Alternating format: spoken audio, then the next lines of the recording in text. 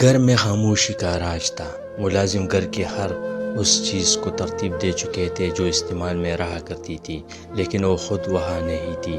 آج کا دن بہت مصروف گزرا تھا، اور اس مصروفیت میں بھی علیزہ کا دل سوائم کی ایک کال کا منتظر رہا۔ اس کے موبائل کی بیل بجتی تو اس کے بے قرار نگاہیں اسکرین پہ ابھرنے والا نمبر کھوجنے لگتی تھی۔ اس کی لاتعلقی نے آج پہلی بار علیزہ کو سنجیدگی سے سوچنے پر مجبور کر دیا تھا۔ کہتے ہیں محبت میں دونوں طرف سے بڑھوتری یا کٹوتی ہوتی رہے تو بات بنتی ہے، ورنہ عورت اپنی ہی ذات میں بکھرنے لگتی ہے۔ وہ بھی اب بکھرنے لگی تھی۔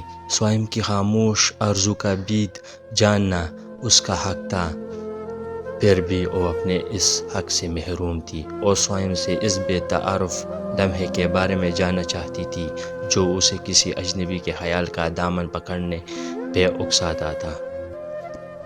علیزہ نے کئی بار اس سے وہ تعارف چاہا، لیکن اس کی یہ کوشش علیزہ کے ریزہ ریزہ بدن کے آئینے میں سوائم کی ٹھال مٹول سے امید کے سارے دیے بجھا دیتی تھی۔ سوائم، اگر تمہاری چاہت ہم دونوں کے رشتے سے زیادہ مضبوط ہے تو میں تمہاری زندگی سے نکل جاؤں گی۔ تم جانتے ہو نا مجھے تم سے کتنی محبت ہے۔ اس کا تھکا ہوا ذہن سوائم کے رویے پہ مزید بوجھل ہو رہا تھا۔ رفعتاً دروازے پہ ہونے والی دستک نے اس کی سوچوں کے تسلسل کو توڑ دیا۔ زلیخا، آ جاؤ، دروازہ کھلا ہے۔ اس نے تکیے کے سہارے بیٹھتے ہوئے آواز دی تو زلیخا کافی کا مگ چھوٹی سی ٹرے میں رکھے اندر آ گئی۔ یہاں رکھ دو۔ علیزہ نے سائڈ ٹیبل کی جانب اشارہ کیا تو زلیخا نے احتیاط سے ٹرے سائڈ ٹیبل پہ رکھ دی۔ میں نے تم سے کہا تھا اسٹڈی روم صاف کر دینا، علیزہ نے کافی کا مگ اٹھاتے ہوئے پوچھا۔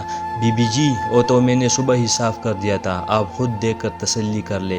بھائی تم پہ بھروسہ ہے، تسلی کی کیا ضرورت ہے؟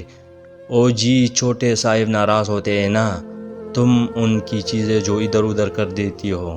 بی بی جی، میں ٹھہری ان پڑھ، اب مجھے کیا معلوم کون سی کتابیں کہاں رکھنی ہے؟ اب یہ دیکھیں، اللہ جانے اس اڑی سی کتاب کو صاحب جی کہاں رکھتے ہیں۔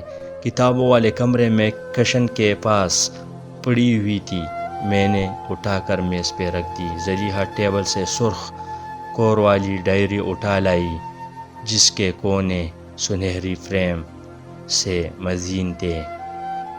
واؤ، دکھاؤ، علیزہ نے کہا۔ سوائم، تم ہمیشہ اپنی ڈائری چھپا کر رکھتے ہیں، یہ آج اسٹڈی میں کیسے چھوڑ گئے؟ اینی وے تم جاؤ اور رحمان بابا سے کہنا رات کے کھانے پہ سویٹ ڈش میں پاپا اور سوائم کا فیوریٹ گاجر کا حلوہ ضرور بنائیں۔ زلیخا تائیدی انداز میں سر ہلا کر باہر نکل گئی اور وہ کافی پینے کے بعد ڈائری کی ورق گردانی کرنے لگی۔ جگہ جگہ اپنا نام دیکھ کر وہ حیران ہو گئی۔ ڈائری میں لکھی تحریر اس کی حیرتوں میں اضافے کا باعث بن رہی تھی۔